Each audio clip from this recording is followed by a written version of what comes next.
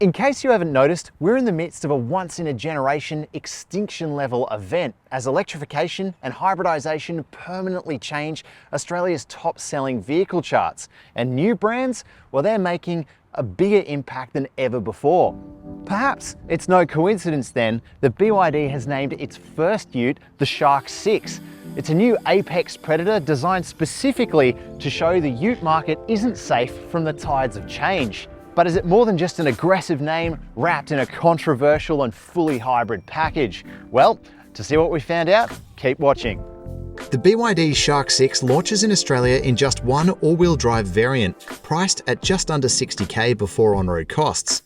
That makes it more expensive than most Chinese Challenger utes, but it's cheaper than the most popular 4x4 versions of both the Hilux and the Ranger. And keep in mind, unlike all of its price rivals, it's a petrol plug-in hybrid. We'll talk more about powertrain details and hauling specs later, but for the price, the BYD is also offering equipment almost unheard of in this ute segment. Standard stuff from the outside includes 18-inch alloys clad in Continental tyres, LED headlights, aluminium roof racks, built-in LED lighting for the tray and puddle lamps, but the most impressive stuff is when you step into the cab. There you get BYD's array of cabin luxuries like synthetic leather seats with power adjust in both front positions, a massive 15.6-inch rotating multimedia touchscreen with wireless Apple CarPlay, Android Auto, and built-in nav. There's also a 10.25-inch digital instrument cluster, heating and ventilation for the front seats, a leather-wrapped steering wheel, 12-speaker audio, a wireless phone charger, as well as keyless entry and start. Perhaps the only downside for some buyers will be the lack of variety here. The Shark 6 is only offered in 3 exterior colors, blue, black, or white, with 1 black synthetic leather interior option.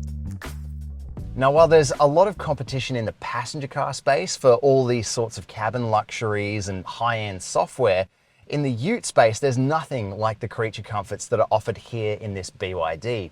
It's generally accepted that the Ford Ranger was probably the bar to beat before, but I've got to say, this is the bar to beat now with its massive screens and its soft touch materials everywhere and these spongy, comfortable seats as well. It's a really nice place to be. Now, there is one argument that it's almost a little bit too luxurious. Like if you were using this as a genuine, tough work vehicle, things like these massive screens and these like really nice leather trims are just gonna get in the way, and in a worst case scenario, they're probably just gonna get damaged, right?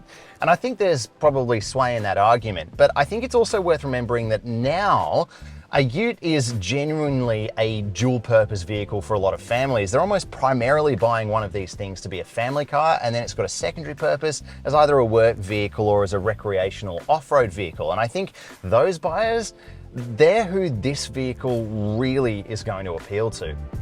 BYD has gone to some perhaps tokenistic efforts to make the cabin look tough, with a chunky steering wheel bespoke to this vehicle, as well as some cool switchgear in the center console to join a blocky dash design with squared-off vent fittings, and there's an unusual orange highlight scheme. It also continues with the unorthodox BYD screen-centric design theme, but I'd be lying if I wasn't a tad disappointed that there weren't more shark-themed hints in the cabin as there are in the Dolphin hatch and Seal sedan.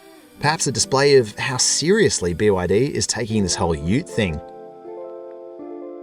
Look, there is a little bit more than a hint of Ford F-150 in that light profile in the front, and BYD has gone pretty crazy with the badging, both front and rear. But I've got to say, for BYD, they've played it pretty safe this time around.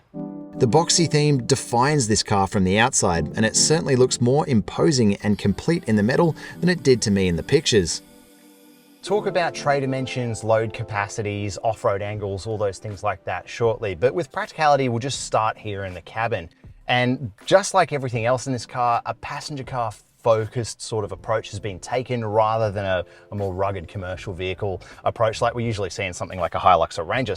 And that starts with the comfort and adjustability in this cabin. Like these seats are like big thrones, they're really comfortable, you sink into them, they're spongy. The same goes for this steering wheel. It's like got really nice leather trim on it. Everything's super adjustable, maybe too adjustable with the rotating touchscreen. We'll get to that in a second. But there's also plenty of storage in the cabin as well. Like there's big pockets in the doors, plenty of size for our big 500ml CarsGuide bottle.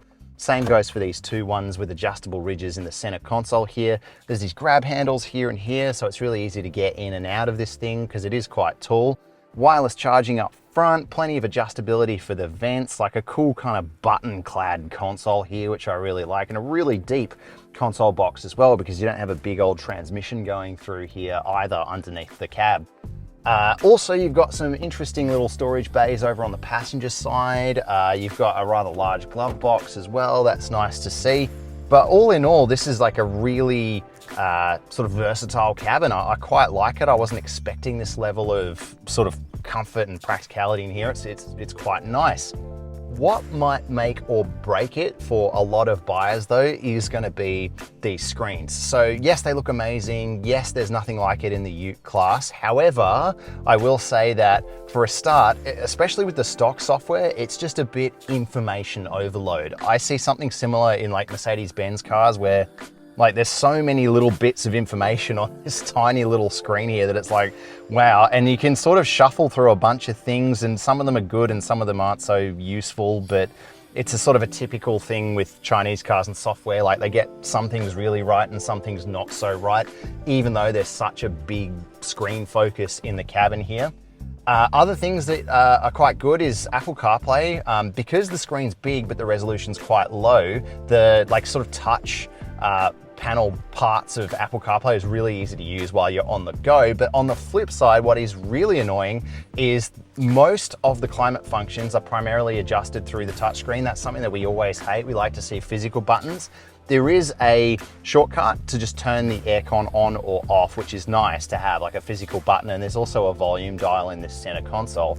But most of these climate functions, like if you want to turn recirculation on, there's like a tiny button that you got to press to bring up a menu, which takes time to load. And then you've got to press recirculate. And then to get back to Apple CarPlay, this is maybe my favorite one, there's a tiny itty bitty little icon in the top of the screen that's actually really hard to jab at when you're trying to drive. And it's just one of these things that's like, some people are gonna love it, other people are gonna hate it. And of course, I've got to show you the rotating screen. Like, I'm not sure what this is for, but some people I think again are gonna love it and some people not so much. Now in the back seat of the Shark 6, probably due to its extended dimensions, it feels like there's more space on offer here than there is in pretty much any other Ute. Behind my own driving position there, you can see I've got leagues of knee room. There's heaps of room for my feet thanks to a perfectly flat floor. And this cabin feels really wide, and the spongy, comfortable seat trim continues as well. Additionally, I've got heaps of room for my head, which you definitely can't say about every Ute. Now, for storage, there's also heaps of options. So you've got a large bottle holder in the doors here, heaps of room for our 500ml CarsGuide bottle, and a drop-down armrest too, with two large bottle holders and adjustable ridges in the sides as well. So that fits that one nice and easily. You've got pockets on the backs of the front seats here, dual adjustable air vents with a nice amount of air pressure behind them as well, actually, and a little storage tray down there too. Now, one of the important things about this car making the best use of its huge battery under the floor here is that you get full-sized power outlets both here in the cabin, and there's also 3 more in the tray, so that's pretty impressive. You also get USB-C and USB-A, so you don't really want for connectivity back here. You don't want for space back here. There's not much wrong with it, really. And if we are going to say one weird thing about it, this B-pillar thing is kind of massive. So while you do have a lot of room in here, getting in and out is a little bit of a challenge because there's not much room between the base of this pylon here and for your feet to slide in behind the seat. So that was just a weird little observation. Like the entry point isn't maybe as good as it looks, but once you're in here, it's excellent. Now, BYD says there's 1,200 litres of total space here in the tray, and it's rated to carry 790 kilos, that's its payload. You'll notice that that's quite a bit short of other Utes in the market, but some compromises have to be made for the weight of the batteries under the floor as well. Check out the towing specs on your screen now. Again, they're well off the pace for the accepted 3,500 kilo bar to beat in Australia, so if you're a towing fiend, then maybe this isn't the right Ute for you. However, I still feel as though for some buyers this will be an easy compromise to make, considering the other traits the Shark 6 is offering. Here is where things start to get really loopy, because Australian Ute buyers are mostly used to a diesel engine in here with a big mechanical connection to the rear wheels, a transfer case, and it's all very kind of mechanical. But Here, BYD has left no mechanical connection between the 1.5 litre turbo-petrol engine and the wheels. The wheels are exclusively driven by electric motors, with the engine in here only acting as a generator. BYD says this is the world's first longitudinally mounted range extender hybrid system, although usually the benefit of a longitudinally mounted engine is the primarily rear-wheel drive characteristics, so I'm not sure what benefit this actually offers outside of the excellent cabin packaging. Regardless, the brand says together with the 1.5 litre engine and dual electric motors, you can produce an alarmingly high combined power, which you'll see on your screen now. Suffice to say, it's leaps and bounds above the competition, at least on paper, with the brand also claiming a 0 to 100 km sprint time as low as 5.7 seconds and a combined driving range of up to 800 km on a single tank of fuel and a full battery charge. For those who want a slice of the future, well, there's nothing even remotely like it on the market now. On that topic, like all plug-in hybrids, the Shark 6 has a headline-grabbing official fuel efficiency number of just 2 litres to 100 Ks. Is that achievable in the real world? Well, the answer is maybe, because its huge battery pack grants it a claimed driving range of around 100 Ks, but that's according to the more lenient NEDC measuring standard. On our test on a full charge, the car was reporting 100 Ks on a full charge, but that's probably because it adjusts on the fly. I'd expect actually somewhere between 80 and 90 Ks of electric driving range in the real world in city conditions. That's what we saw at least. The important thing is the Shark 6 offers more real-world range than most plug-in hybrids on sale right now, despite its size, capability, and weight, and that alone is impressive.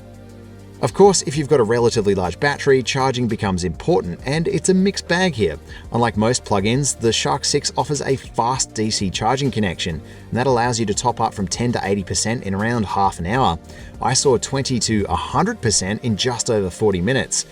On the flip side, its slow AC charging rate maxes out at just 7 kilowatts, meaning it will charge from the base 20-ish% in a little under 4 hours. In my opinion, an 11 kilowatt inverter would have seen you back on the road from a convenient public slow charger much faster. Also, unlike some plugins, the Shark 6 offers versatile battery use with no less than 3 full-size plug outlets built into the tray, one in the rear of the cabin, and it also comes with a V2L adapter for powering devices from the charge port itself. Now, straight away, I can guarantee you've never driven a ute like the BYD Shark 6 before. This thing is unlike anything else on the market. It's, especially in electric mode, silent, refined. It's serene in this cabin. There's acoustic glass, so even road and wind noise doesn't come in here. It's completely unlike a normal ute experience, which is full of those clattery diesel noises and sounds from hardware and terrain tires and things like that. Instead, in the cabin of the BYD, it's more akin to a fully electric car, something much more luxurious. And this extends beyond just that silent drivetrain that works away in the background. It's also to do with the way that this car gives you feedback from the road. The steering is really heavily electrically assisted. Rather than the kind of usual very mechanical steering that you get in a ute, in the BYD here, it's very electrically assisted and feels more like you might see in a Hyundai Group electric vehicle, for example. That has two sides to it. Firstly, it makes this, massive ute feel really easy to drive. So it takes corners in its stride. It feels about half its size. It's super easy to steer and park. But on the other hand, it does remove a lot of feedback from the road. You don't get a lot of feedback, particularly from the front tires, and that could be a deal breaker for some drivers that really like to tear it up off-road in particular. Still, it is just absolutely class defining when it comes to driving around town. There's nothing industrial about it at all. It's, if anything, a really nice, big, luxurious passenger car from behind the wheel. And it's not just the steering either. You also get a really comfortable ride thanks to that coil sprung suspension all round. It's also really balanced, unlike most utes, which have coils in the front and then they'll get a leaf spring set up in the rear, which makes them feel a little bit sort of rough, especially over the rear when there's no load in the tray. This thing feels balanced across both axles. It's got that battery right in the middle there, which helps with that weight distribution. And the result is actually a really comfortable ride, despite the fact that this thing weighs well over 2,700 kilos. It just feels so nicely sprung unladen around town. And that's pretty rare for the ute class. Like there's not many utes that ride this comfortably and this balanced and also this quiet. Like there's usually quite a lot of sort of banging and clattering from suspension in light commercial vehicles, but in the BYD Shark 6, it's the suspension's quiet, the road's quiet, the exterior's quiet. And don't get me wrong, you can still feel that it is a ute underneath. There is still a little bit of that sort of firm ladder frame jiggle. In fact, the jiggle is like quite aggressive and reminds you that actually this chassis is really firm and those springs are controlling a lot of weight. So it's not entirely perfect. There is like a slight sort of firmness to it, but it takes a lot to actually break through the comfort. I bet you're wondering about power delivery too, because you've got that small little turbocharged 1.5 litre 4-cylinder engine, and then you've got electric motors driving the wheels. So is there anything weird about that? The answer is kind of not really. So it will drive really smoothly with what feels like the maximum power output regardless of the state of charge of the battery. It's not like some kind of range extender hybrids that we've driven in the past, that sometimes there's even a little bit of a delay when you're waiting for the engine to provide the power to the electric motor when, you know, the battery doesn't have sufficient charge. But that doesn't happen in the Shark 6, at least it doesn't feel like it. It keeps quite a lot of charge left in the battery at a base level, so that gives it that buffer that if you really need to accelerate, even at that base level of charge, it's got something to draw from, and it just runs the engine to charge it on the other side. I mean, you're not, you know, going foot to the floor constantly, so it's kind of smart in that sense. Yes, it does eat into potentially what could be a much longer electric range, but it does provide seamless power application no matter whether you charge the battery or not.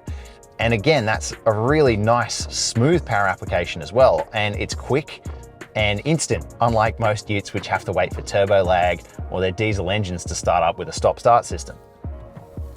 Now, we've been driving in electric mode today, but when that little engine does need to turn on, it's mostly not noticeable. So if you're driving around sort of on the flat, you know, city speed conditions, it just sort of putters around in the background and just tops up the charge of the battery and gives a little boost, obviously, to the electric motors as well. And you just don't really feel it. It's pretty quiet when it's just in that idle sort of condition, and there's just a vague, distant vibration that you can hear and feel.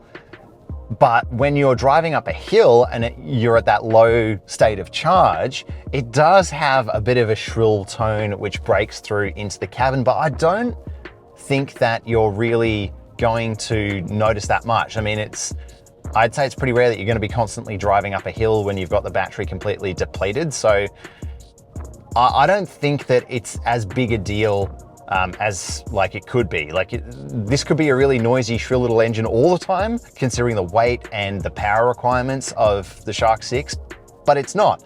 It just sort of idles away in the background most of the time. It keeps that sort of sufficient charge in the battery. So I think this is really quite a clever system. We should probably mention handling while we're on the topic of steering as well. And yes, this thing is massive and heavy. Yes, it's got slightly odd steering, but it really does hold onto the road really well. And I think that's because there's a sensible tire choice this time.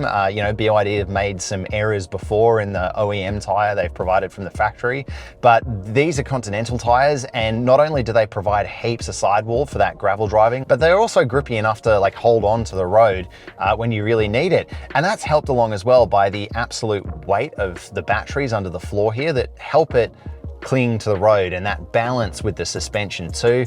It is really quite a fun, easy thing to steer. It handles better than most utes, and that power delivery is just immediately on tap as well. So look, on the whole, I'm really impressed with the Shark 6. This definitely represents a step change for the ute market, especially when it comes to driving. There is nothing as quiet or serene or as comfortable as this on the market, and there's nothing that even compares to the power delivery or hybrid range on offer either. So if you're after a slice of the future, this is kind of it. Now, safety features. Obviously, the Shark 6 gets a massive list of safety equipment like other Chinese cars. Too many to list here. I'll be talking for ages. So instead, what I'd recommend you do if you want to see the full list of safety equipment is go to the full written review over at carsguide.com.au, and there you can see all of them listed out. But the important thing to talk about in this video is whether they're actually well calibrated, because there are a lot of cars now with heaps of safety systems, and a lot of them are turning out to be really actually annoying to the point where they might be deal breakers, particularly lane keep assist, driver attention alert, these sorts of things. On the whole, the Shark 6 does pretty well on this front. There are one or two systems which were a bit weird. The first one was the driver attention alert. It doesn't annoy you all the time. I think the biggest thing about it is it's just inconsistent. Unlike other systems which are annoying, they're sort of just consistent and really annoying all the time, this system only seemingly randomly pings you. It doesn't like sunglasses, I figured that out. It doesn't like hats. But if you drive it sort of day to day around, it's not too annoying.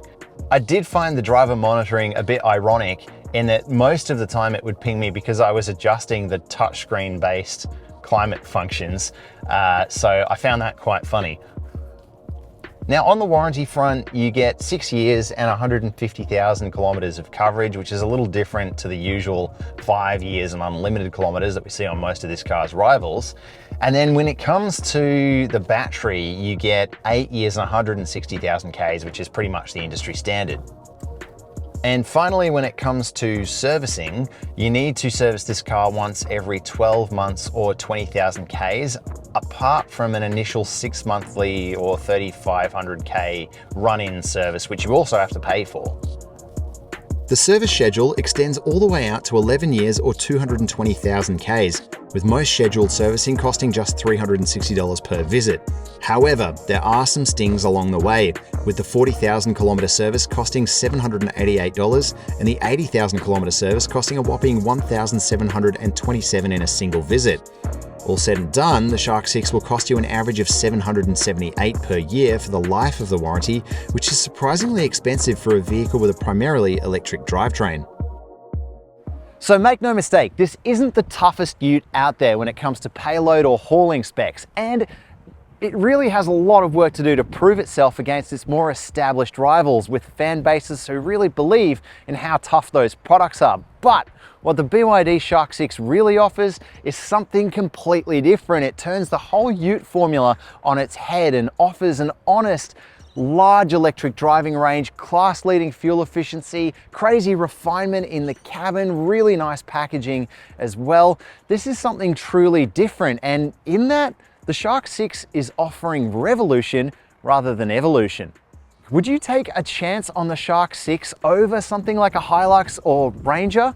Tell us what you think in the comments below, and as always, remember to check out the full written review over at carsguide.com.au.